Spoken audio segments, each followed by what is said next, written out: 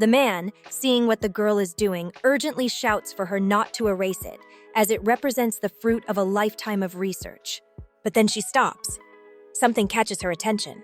Surprised, he wonders if it's really possible to convert energy that way.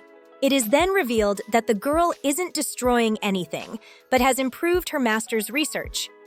She explains that if they use that device to split and charge the mentioned magical energy, they can reduce the overload threshold when each unit operates independently. The next day, the princess brings some tools to the lab, but upon entering, she encounters a horrifying scene. Her master has people imprisoned. Upon seeing her, he apologizes. He says he could no longer wait and decided to run the test.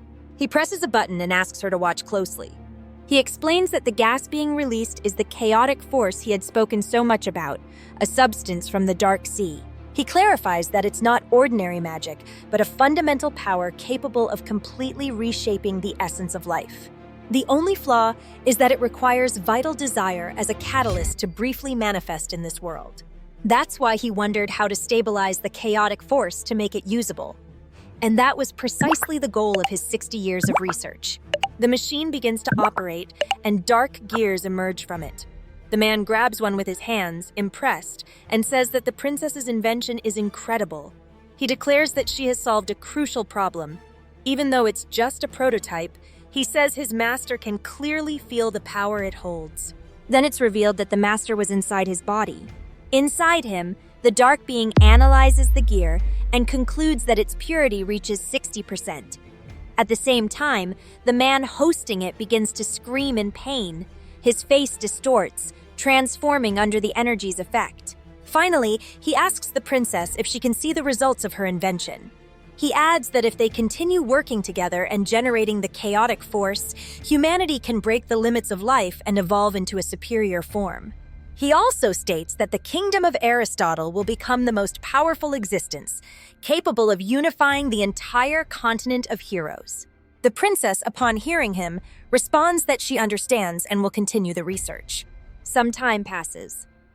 The man reminds her that 2 weeks have gone by and asks if she still hasn't adjusted the machine.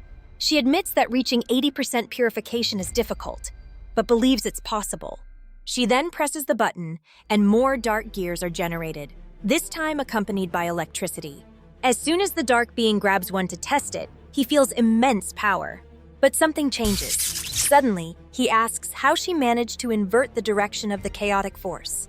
The inversion begins to electrocute the main body until it explodes. The princess, seeing the result, explains that while he was away, she altered the system so that living beings would reaffirm their own desires, thus helping her destroy him completely. After that, she heads to the palace. She opens the door and enters the Thunder Hall. She walks up to her parents and takes their hands. But something troubles her. Then, a figure begins to emerge behind the thunder. A voice is heard saying that she used poison against poison, and that makes her a genius unseen in centuries. Her master's head appears, laughing. He states that what humanity fears most is to be born, grow old, get sick, and die. Finally, it's revealed that the king and queen are no exception, and the voice questions whether the princess truly believes they knew nothing. Back in the present, Lepping comments that, after all, the princess formed a band of bandits together with the soldiers she rescued with the purpose of opposing the kingdom of Aristotle. He says that's impressive, though he can't help but ask why she didn't seek help from the dwarf kingdom or the swordsman's guild. At the same time, the queen was observing the situation with disgust. She frowned, frustrated to realize that, in the end, she wasn't able to fully invade the filthy Lepping's memory. The princess, for her part, replies that she has no contact at all with the outside world. Moreover, the Minister of Science has placed a bounty on her head, so she no longer knows whom to trust outside the castle. One of the pirates speaks up, saying that it was the princess who saved and modified them, allowing them to keep living as humans. Another adds that she gave them a second life, and if she asked them to die for her, they would have no complaints. The princess clarifies that she's not doing it for herself.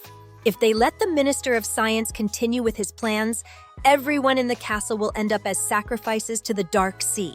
She also reveals that the minister still doesn't possess her blueprints, and for now, can't create a complete conversion device. but it's only a matter of time. Therefore, under the current conditions, the only thing they can do is cut off the kingdom's access to resources and force it to come out.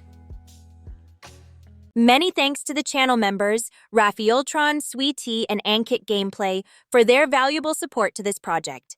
That said, see you in the next video.